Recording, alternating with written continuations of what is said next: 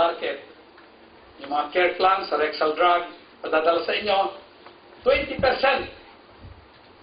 of the efficacy of this, 20% nawawala pag ginawang tablet. So, kung minom ka man, itong 2 tablet na ito, mawawala ang inyong pain sa arthritis. It will take you about 3 to 4 months. Now, if you take the Forever Freedom, sinama sa aloe vera gel, alam niyo meron itong yung anthraquinone. Okay?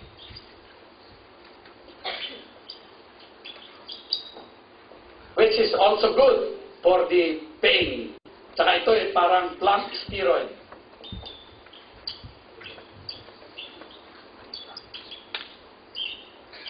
Alam niyo, ang aloe vera gel will assure 100% absorption sa stomach at intestine nitong glucosamine at chondroitin. Kaya, ang epekto kaagad in 3 to 4 weeks, mawawala kaagad yung pain. So, mabilis ang action ng Freedom kaysa rin sa mga commercially available tablet, itong 2 to. See? Yes.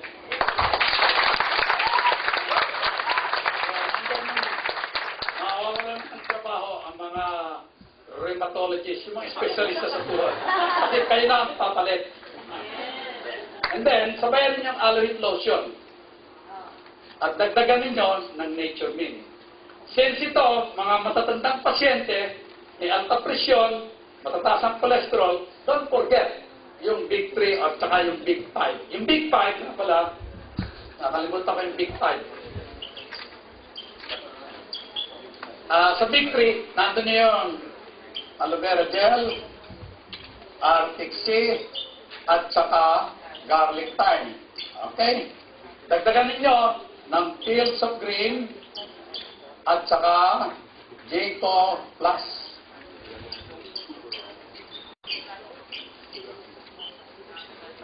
Itong number 4, number 5, Fields of Green, merong tinatawag na chromium picolinate.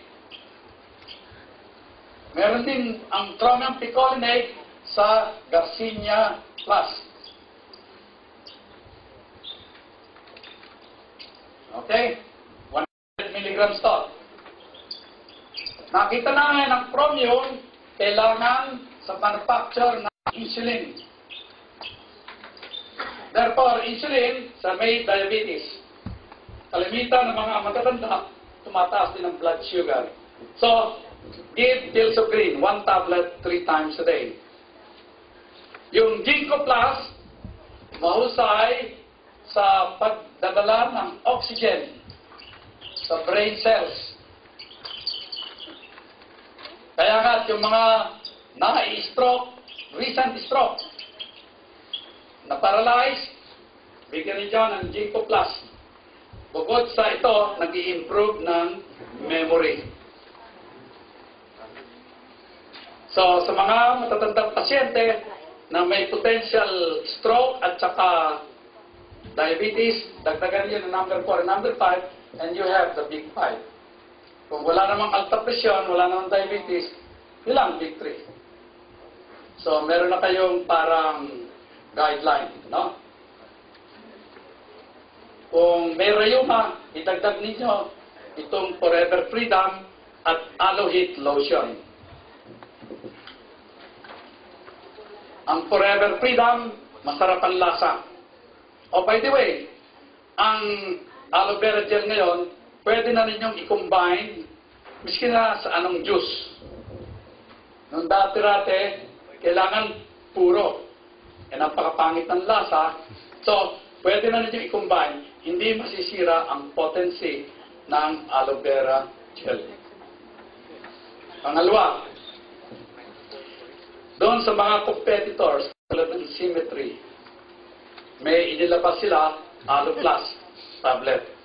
Aloe vera yan na ginawang tablet. Para sabihin na kung pangit ang lasa ng aloe vera gel, gawin natin tablet. nakita namin na pagka aloe vera, ginawa ninyong tablet, 100% wala nang epekto.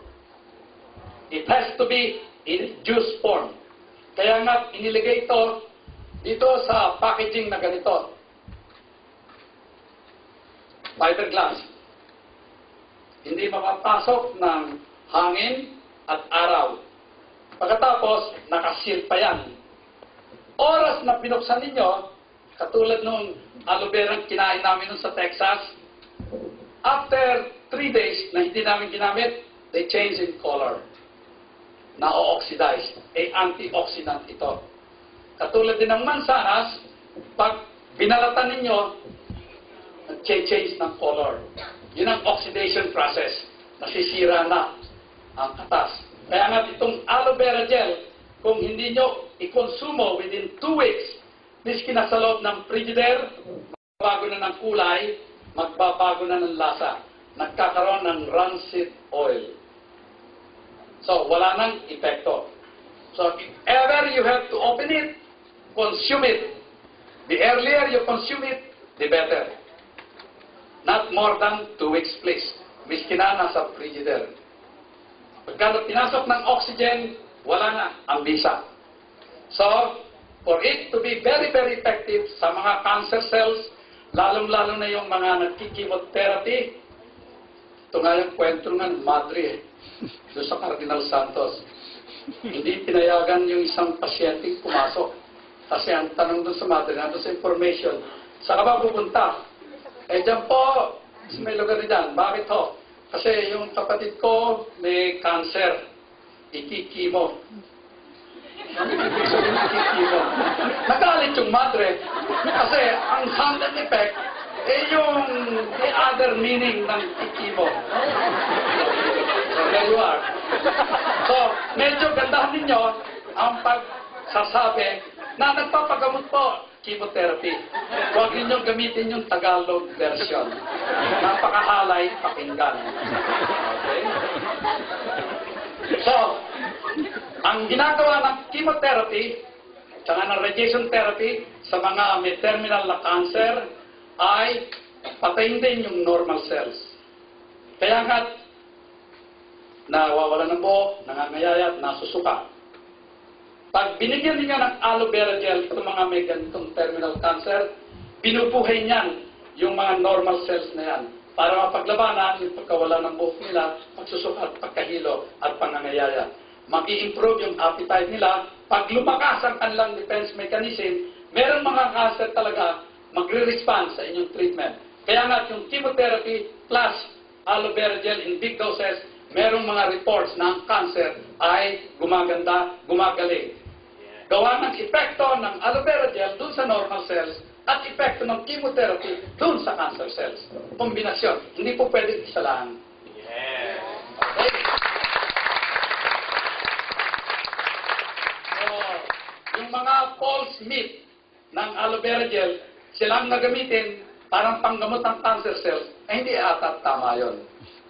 Itutuloy yung the usual chemotherapy and radiation therapy sa mga may terminal patient na may cancer, plus aloe vera gel in big doses, plus yung nature ninyo, plus Forever Royal Jelly, plus vitamin C, and all other antioxidants. Okay? Magastos nga, pero magastos ang mabuhay, magastos din ang mamatay. Wala tayong pupuntahan sa mundong to.